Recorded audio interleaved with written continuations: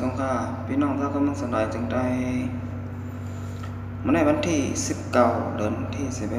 11ปีอังกฤษสองแห่งปลาย19ก็มาในพยายามกลางไหนเนาะพยายาม10 โมงเนาะในเมืองจึงไทยมาพบมางานกันดังข่าวใส่หยุ่มแถบปอกเนื้อเนาะมันมาในก็ได้มีข่าวการบ้านการเมืองการศึกเนาะมาอบอ้อกันดังพี่น้องแต่ค่ะตีไว้ในเมืองสนอยจึงได้แลอยู่ไว้ในเมืองจึงไทยก็ดีเนี่ยเนาะอยู่ไว้กูวันกูเมืองเนี่ยเนาะมันเมื่อไหร่เนี่ยรายการปกได้ตื่นในก็อ่อนพี่น้องแล้วค่ะมาเห็นหูการบ้านการเมืองการศึกกว่าจำกันเนี่ยเนาะเอาค่ะสมมติเขาค่ะเห็นหูการบ้านการเมืองการศึกกันเนี่ยเนาะก็มันเขาค่ะเป็นคนหมอลิกหมอลายเปลี่ยนมาจังไหนครับมันเปิ่งกันไว้เนี่ยเนาะคนอันดีหมอลิกหมอลายและหมอลิกหมอลายเนี่ยเนาะเปิ่งกันไว้ค่ะพอเขาขาดมาโดยเมื่อหนังก็คนทำมาก่อนว่าไว้เนี่ยเนาะหมอลิกหมอลายก็อึบเข้าเนี่ยเนาะมันอึบเข้าค่ะไว้กะเฮาขาดดีกว่าตั้งหลายมาตั้งหลายจอมเสร็จดาสายตังเปิ้นเตรียมดิกเตรียมลายไว้ว่าจังหื้อนี่เฮาขาเขาเตรียมหูเนี่ยเนาะสมมุติเฮาขาเฮ็ดหูหมอลิกหมอลายเนี่ยเนาะมื้อนั้นการบ้านการเมืองเฮาขาก็เหมือนกันเนี่ยเนาะสมมุติเฮาขาเฮ็ดหูการบ้านการเมืองการศึกเนี่ยเนาะเฮาขาก็เตหูว่าศึกจุ่มในดี5 5เนี่ยเนาะมื้อนั้นปาร์ตี้การเมืองเขาค่ะเนี่ยเนาะมีปาร์ตี้สังไว้พ้องย่อก็มีไว้หลายปาร์ตี้เนี่ยเนาะสังว่าค่ะเฮ็ดฮู้เนี่ยก็เขาค่ะเด้ฮู้เนี่ยเนาะว่าปาร์ตี้การเมืองแต่ค่ะนั้นมีไว้ปาร์ตี้สังหลายๆเนี่ยเนาะปาร์ตี้จุ่มหลายเนี่ยเนาะเฮ็ดปันพรดีตาพ่อแม่พี่น้องคนเมืองจึงแต่ค่ะเนี่ยเนาะลองสังไว้ฟังเนี่ยสังว่าเฮาค่ะเห็นหูการบ้านการเมืองนั้นเนี่ยเฮาค่ะเตรียมไล่หูเนี่ยเนาะมันหนังว่าปวนหูเฮาหูปวนในมันก็เตลีเนี่ยนะมันเฮาค่ะเตเดินทางกว่าตั้งยองซ้อนเนี่ยเนาะสังว่าเฮาค่ะหูเส้นตาสายตางไว้เนี่ยก็มันเตง่ายต่อตาเฮาค่ะเนี่ยเนาะกับนั้นได้เนี่ยข้าใจหนุ่มก็ใครมาตึกซ้อนเนี่ยนะครับพี่น้องถ้าเขาเมืองสันดานจึงแต้วค่ะตีไว้นะมึงตีอยู่ไว้กูบ้านกูเมืองเนี่ยเนาะไอ้อ่อนกันมาเห็นหูการบ้านการเมืองการศึกกันน้ำเนี่ยเนาะก็เพราะว่าพอปี2 แห่ง 3มาไหนเนี่ยเราได้มีปางเลือกตั้งใหญ่แท้ในเมืองสันดานจึงแต้วค่ะในเมืองหกตุ่มเมืองมาตั้งแสงเนี่ยแล้วค่ะโดนไล่อ่อนกันเห็นหูการบ้านการเมืองกันน้ำเนี่ยนะเขาขาพอเตะตกซุ่มเจ้าคือปีหมองไปจิตหนองเขาเนี่ยเจ้าคือมานเขาก็แทงนั้นเขาขาโหลละเอียดอ่อนกันเห็นหูการบ้านการเมืองการกว่าได้ยาวเนี่ยเนาะอย่าไปมาประขิงประยามวันหนึ่งเย้าวันหนึ่งเนี่ยเนาะเดือนหนึ่งเย้าเดือนหนึ่งปีหนึ่งเย้าก็ปีหนึ่งเนี่ยเนาะปี2 แห่ง 19เนี่ยก็ได้มุดเสียงกว่าเย้าเนี่ยเนาะปี2 แห่ง 20ก็จำคำมาลอยๆกับนั้นได้เนี่ยเขาขาดหลาย5 แห่งโตไว้ให้โตตันตาเต้เนี่ยเนาะตัดแคบกลางใจปันเนี่ยเนาะปาร์ตี้การเมืองตีอันเฮ็ดพรดีปันพี่น้องแต้วค่ะตีอันตาเตมาม่วนเมปันเนี่ยเนาะในวันในเมืองกูเจอกูลองเนี่ยเนาะให้มันพอดีเสียอันตอนเสียเก่านั้นเนี่ยเขาค่ะโดนไล่อ่อนกันเห็นหูทัดสร้างต้อยเนี่ยเนาะว่าปาร์ตี้การเมืองไหลเนี่ยเนาะปาร์ตี้อันไหลเนี่ยเนาะเฮ็ดพอดีปันพี่น้อง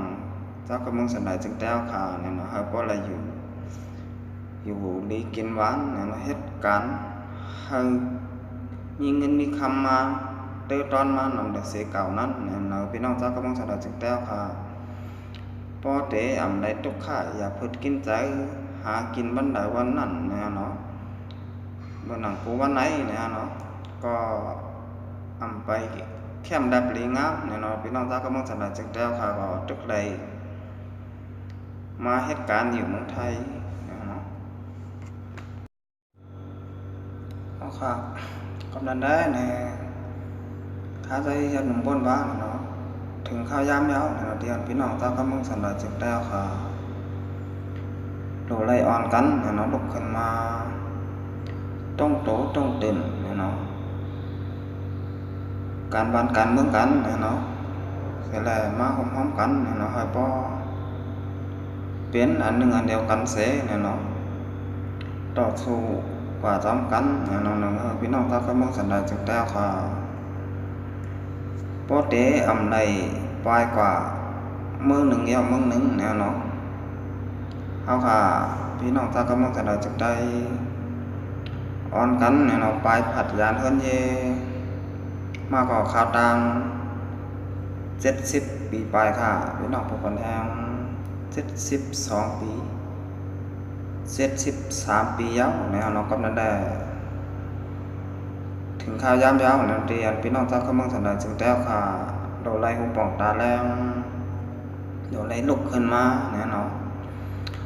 เห็นหูการบ้านการเมืองการซึกกันกว่าได้ยาวเนาะค่ะเตปลาอยู่ติ๊กแต่เตอำเป็นปางแล้วเนาะก็ว่าเมื่อเขาขาไปมาอยู่ไว้น้ำเมืองสันดาจึงไทยน้ำเมืองจึงไทยไหนก็จะว่าเขาขาเตอยู่กันในกว่าปียักษ์ข้าวถึงกว่าติ๊กเนาะก็ว่าสังว่าวันหนึ่งมาเปิ้นนำปันเท่าอยู่นะครับซ้ำแต่ก็อยู่ที่ราคาก็ได้ไล่ปอกมือขึ้นตั้งเฮินปอกมือขึ้นวานเผาเมืองมันเนาะปอกมือตั้งเฮินนั้นสังว่าในเมืองผมตุ่มเมืองมันเมืองสันดาจึกแต้วค่ะซ้ำมันไปกัดเย็นเนาะตึกมีผู้เขียนมาสักอยู่งอนเก่าเฮ็ดพ่อแม่พี่น้องเนาะคนเมืองสันดาจึกแต้วค่ะตึกไล่ทุกข่าอย่าพึดกินใจเนาะมีส่วนแทบตะทางขอมีส่วนใดส่วนเปลี่ยนทางขอเนาะเมื่อหนังกูมือกูวันไหนก็มันก็เดไล่ทุกข่า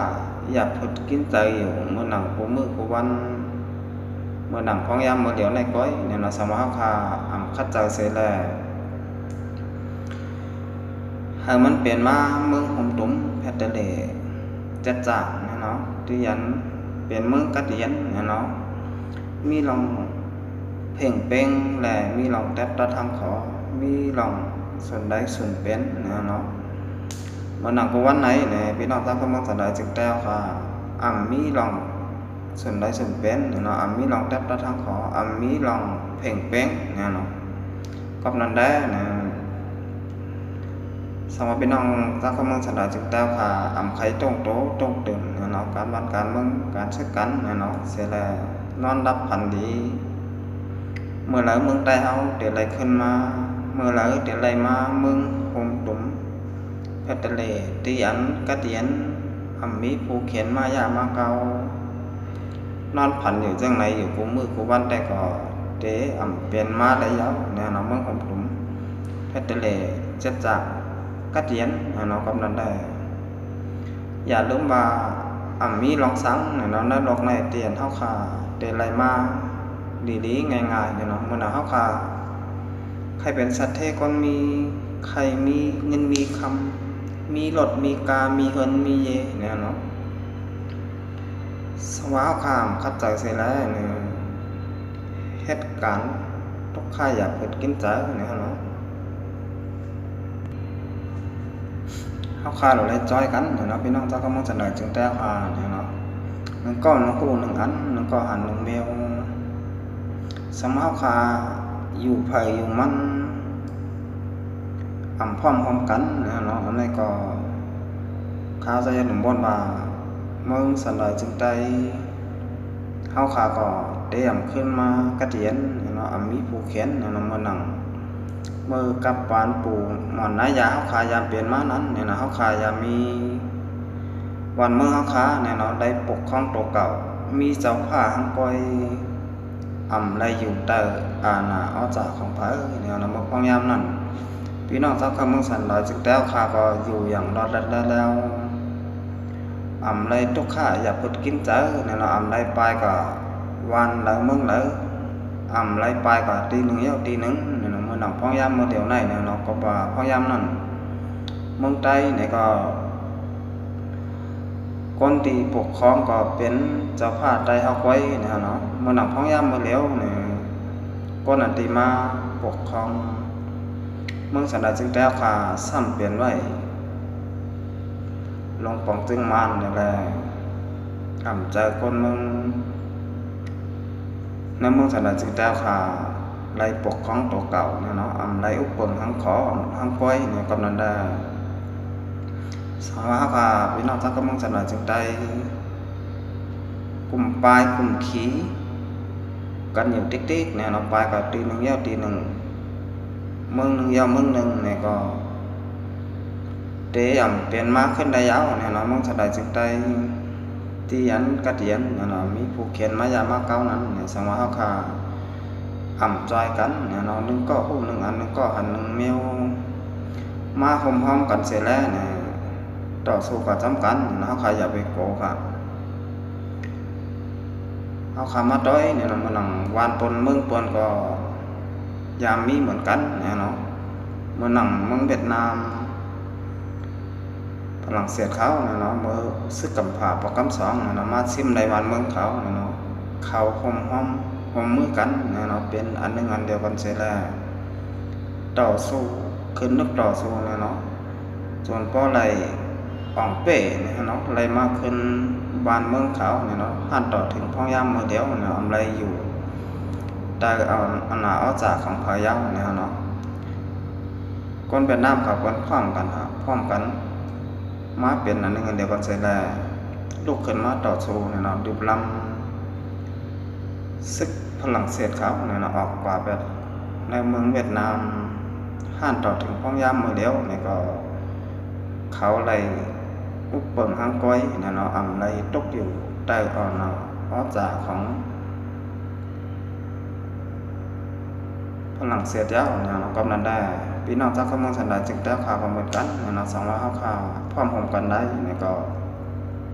กูเจอกูลองเนี่ยก็มันเตะคึกแคมมาเตะลีมาเตะเนี่ยเนาะกำนันได้เนี่ยข่าวใส่อย่างบนว่าถึงข้าย้ำยาวเนี่ยเนาะที่เขาข่าวหลายมาพร้อมกันเนาะอย่าไปอยู่เก่าอยู่มาแก่เปิดแก่มาเนี่ยเนาะทุ่มเก่าทุ่มมาอยู่ติ๊กแต่เป็นการยาวเนี่ยเนาะกำนันได้เขาขาหลายมาพร้อมกันกว่าระยะเนี่ยเนาะอย่าไปป้าขิงป้ายามอยู่ติ๊กเนี่ยเนาะก็ว่าขายามมันไปเขาขายาวเนี่ยเนาะเขาขามาต่อยเมื่อหนังท้องยามเมื่อเลี้ยวเนี่ยเนาะเตียนมือป่นมามึงนั้นเนี่ยเนาะเตียนซึกมานเขาเนี่ยเนาะได้กว่าเป้กินดูร้ายเนี่ยเนาะเอาตายก้นมึงโลหิตจ่าเนี่ยเนาะกับนั่นได้ท้องยามเมื่อเลี้ยวเนี่ยก็ตั้งICCเนาะตั้งลุ่มนอกเมืองเขาเนาะลุ่มกำผาเขาเนี่ยก็คนเตะเอาเรื่องซึกหลงปองจึงมานเขาเนี่ยเนาะตั้งจอมจึงก็ป้าเนี่ยก็ว่ามีตั้งพิษไว้อยู่เนี่ยเนาะก็ว่าค่าตายเนี่ยเนาะค่าแหมตายดูหลายก้นเมืองตั้งเมืองเราเห็นจ่าเนาะกำนันได้เหลียวในซึกมานเขาเนี่ยก็เตะถูกตั้งลุมกำผาเนี่ยนะตั้งก้นนอกเมืองเขาเนี่ยเนาะเตะเอาตั้งพิษเขาไว้อยู่เนี่ยเนาะ